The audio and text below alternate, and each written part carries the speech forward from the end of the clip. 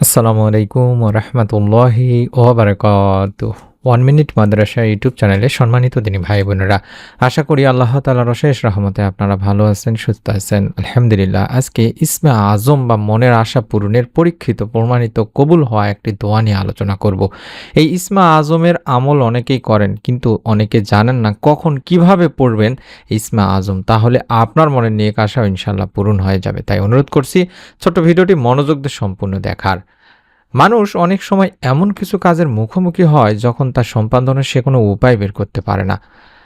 যে সময় মানুষের পিঠ দেয়ালে ঠেকে যায়, সেই সময়টিতে নিজেদের কার্যসিদ্ধির উদ্দেশ্যে মনের প্রত্যাশা বা আশা পূরণে আল্লাহর শরণাপন্ন হওয়া ছাড়া বিকল্প কোনো উপায়ই থাকে না।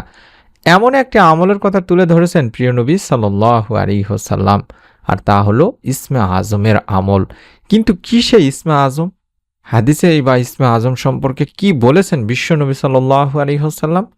মনের একান্ত আশা প্রত্যাশা পূরণে কোনো মানুষেরই প্রবল আগ্রহ কিংবা চেষ্টার কমতি থাকে না। সে কারণেই নিজেদের চাওয়া পাওয়ার পরিপূর্ণতায় নানানবিধ চেষ্টা সাধনা করে থাকে। কোনোভাবে যখন কোনো কিছু হয় না, তখন তারা ফিরে আসে ধর্মের দিকে কিংবা ইসলামিক স্কলারদের শরণাপন্ন হয়। অথচ মনে আশা পূরণে হাদিসে পাকে প্রিয় নবী সাল্লাল্লাহু আলাইহি ওয়াসাল্লাম ইসমে আজমের কার্যকরী দিক নির্দেশনার কথা উল্লেখ করেছেন। ইসমে আজম হলো মহান রব আল্লাহ তাআলার মহান নাম। এই ইসমে আজমের আমলের মাধ্যমে আল্লাহ তাআলার কাছে কোনো কিছু চাওয়া হলে মহান রব আল্লাহ তাআলা তা পূরণ করেন। এই মহান নামের মাধ্যমে আল্লাহকে স্মরণ করলে, ডাকলে তিনি সেই বান্দার ডাকে সাড়া দেন। সুবহানাল্লাহ। ইসমে আজম সম্পর্কে আল্লাহ রাসূল সাল্লাল্লাহু আলাইহি ওয়াসাল্লাম নির্দিষ্ট করে কিছু বিশেষ বাক্যের দিক নির্দেশনা দিয়েছেন দিনী ভাই বোনেরা। অর্থাৎ হযরত আব্দুল্লাহ ইবনু বুরাইদা আল আসলামী রাদিয়াল্লাহু তাআলা আনহু তার বাবা থেকে একটা হাদিস বর্ণনা করেছেন, যেখানে আল্লাহ রাসূল সাল্লাল্লাহু আলাইহি ওয়াসাল্লাম এক ব্যক্তিকে তার দোয়া এভাবে বলতে শোনেন। অর্থাৎ যেই স্ক্রিনের মধ্যে দেখতে পাচ্ছেন, এটি হলো সেই ইসমে আজমের দোয়া। আমাদেরকে এই ইসমে আজমটি পড়তে হবে আমাদের মনের আশা আকাঙ্ক্ষাগুলো পূরণের জন্য ছোট্ট নিয়ম মেনে। কখন কিভাবে কি নিয়মে পড়বেন কিছুক্ষণের মধ্যেই বলে দেব। আপনারা চাইলে দেখেও পড়তে পারবেন। তার জন্য দোয়াটি সংগ্রহ করুন, স্ক্রিনশট নিয়ে রেখে দিন, ছবি উঠায় নিয়ে রেখে দিন। আল্লাহুম্মা ইন্নী আসআলুকা বিআন্নী আশহাদু আন্নাকা আনতাল্লাহ লা ইলাহা ইল্লা আনতাল আহাদুস সামাদুল্লাযী লাম ইয়ালিদ ওয়া লাম ইউলাদ ওয়া লাম ইয়াকুল লাহু কুফুয়ান আহাদ। এভাবে আপনাকে এই ছোট্ট ইসমে আজমটি পড়তে হবে দিনী ভাই বোনেরা। আশা করছি আপনারা ছবি উঠায় নিয়েছেন, অথবা আবারও দেখাবো, তখন ছবি উঠায় নেবেন। এই দোয়ার অর্থই হচ্ছে, হে আল্লাহ, আমি তোমার কাছে প্রার্থনা করছি আর সাক্ষ্য দিচ্ছি যে তুমি একমাত্র আল্লাহ, তুমি ছাড়া অন্য কোনো মাবুদ নেই। তুমি একক সত্তা, স্বয়ং সম্পূর্ণ, যিনি কাউকে জন্ম দেননি এবং তাকেও কেউ জন্ম দেয়নি, আর তার সমকক্ষ কেউ নেই। রাসূল সাল্লাল্লাহু আলাইহি ওয়াসাল্লাম ওই ব্যক্তির মুখে এই বাক্যগুলো শুনে তখন বললেন, সেই মহান সত্তার শপথ যার হাতে আমার জীবন, নিঃসন্দেহে লোক আল্লাহ তাআলার মহান নামের অর্থাৎ ইসমে আজমের ওসিলায় তার কাছে প্রার্থনা করেছে।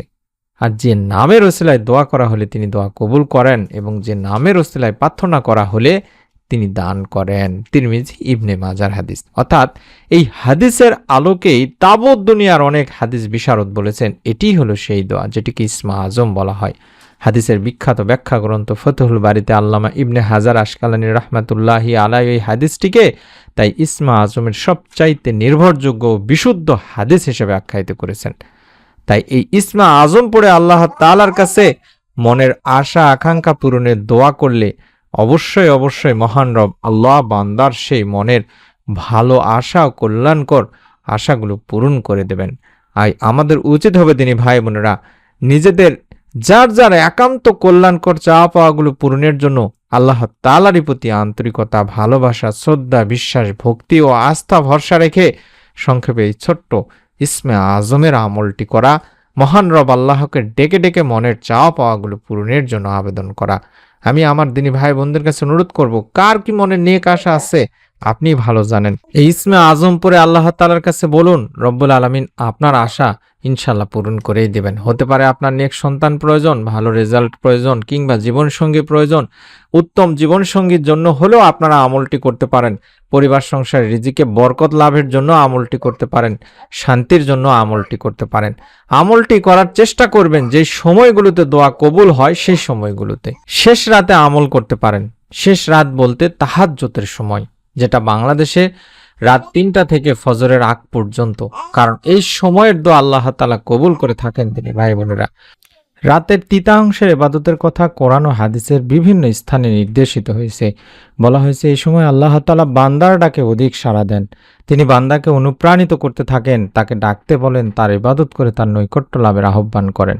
হযরত আবু হুরায়রা রাদিয়াল্লাহু তাআলা আনহু থেকে বর্ণিত, হযরত রাসূল পাক সাল্লাল্লাহু আলাইহি ওয়াসাল্লাম বলেছেন, আমাদের প্রতিপালক প্রতি রাতের যখন শেষ তৃতীয়াংশ অবশিষ্ট থাকে তখন প্রথম আসমানে অবতরণ করেন এবং বলতে থাকেন, হে বান্দা, আমার কাছে প্রার্থনা করো, আমি তোমার প্রার্থনা কবুল করব। আমার কাছে তোমার কি চাওয়া আছে চাও, আমি তা দান করব। আমার কাছে তোমার জীবনের গুনাহের জন্য ক্ষমা প্রার্থনা করো, আমি তোমার গুনাহ মাফ করে দেব।